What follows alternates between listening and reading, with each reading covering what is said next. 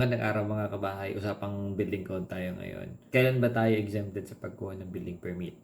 Ayon sa National Building Code of the Philippines, under Rule 3, Section 301, kapalo po dun yung exemption sa pagkuha ng building permit. For minor construction, gaya ng shed, hindi yan, pwede na natin hindi yan kailangan ng building permit. Another structure na pwedeng wala ng permit ay yung dirty kitchen na tinatawag natin. Commonly dirty kitchen, but I call it daily kitchen. Maganda ang pakinggan. Then yung mga outhouses, yung nakahiwalay sa ating main building, yan po ay pwede nating walang permit. Gaya ng driver's quarters, maid's quarter. Another is yung playhouse area ng mga bata, yung bahay-bahayan. Tapos yung aviaries, yung kulungan ng mga ibon. Tapos yung kulungan ng mga poultry animals, yung gaya manok. Tapos anything na kahalintulad ng mga nabanggit. So yan po yung walang building permit. Maging exempted po yung nabanggit mga structures kung 6 square meter lamang at hindi nalalagpas doon. So beyond that, kailangan mo ng permit. So yan po.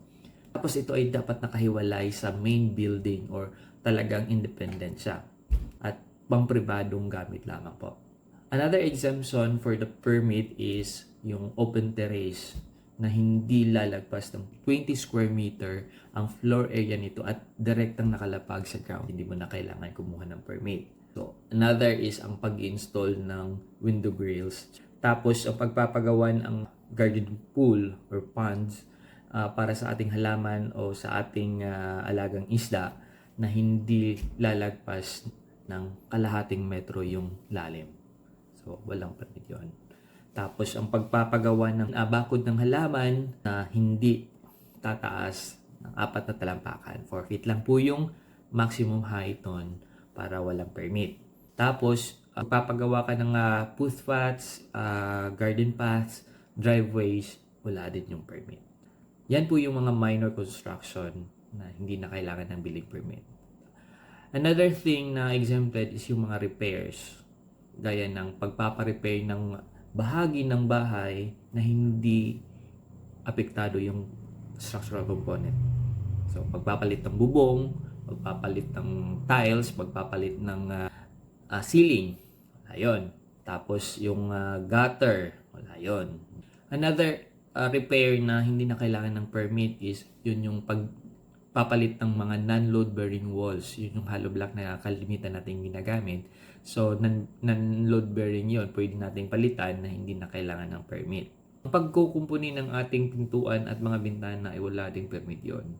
Pagpaparepair ng bakod, wala din yun. Pagpaparepair ng plumbing fixtures, fittings, wala din yung permit yun. So, pwede mong gawin yun. Yan. Tandaan po ninyo, hindi masama ang pagkuha ng building permit. Because ito ay nakakatulong para maging safety yung kabuuan ng gagamit ng bahay at safety ng kapitbahay nyo.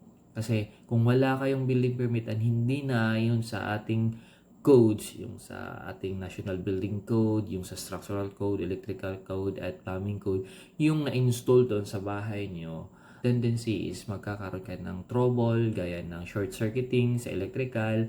Tapos yung sa plumbing works is may leaking. Sali yung sa structural kasi pag may lindol, may bagyo, dapat may sapat na lakas yung building mo para ma-withstand yung mga ganon. Tsaka yung sunog, maiwasan din kung ito ay nakaplano, na ayon yung mga materialist na babagay doon, nakakatulong yung building permit. So, huwag nyo pong masamain yung pag-require ng building permit kasi ang daming benefits na makukuha mo kung susundin. Hanggang sa muli po. Hello mga kabahay, itong content na to ay para sa lahat. Tulungan po natin yung mga iba nating kababayan. Ito ay nakakatulong sa kanila. So please like, share, and follow my page. Spread love. Nais ko pong magpasalamat sa lahat ng nag-follow sa akin. Unti-unti na po tayong nadadagdagan. Ito po ay malaking tulong po sa akin na ipagpatuloy yung mga ginagawa kong contents. Hopefully nakakatulong yon. Ito, regards po sa lahat. Hindi ko mabanggit lahat, pero unti-untiin ko lang. Thank you so much po, Sir Joel, Ma'am Zell, Sir Brian, Sir Eliezer, Sir Michael, Ma'am Venus Bautista, Ma'am Grace, Ma'am Marie Camacho, thank you so much po. I really appreciate yung pag-follow nyo sa akin. Malaking tulong po yun para maipagpatuloy ko yung paggawa ng mga contents. Ito po'y talagang from the heart po na ginawa ko. So, thank you so much. Thank you so much. I really appreciate from the bottom of my heart. Thank you so much.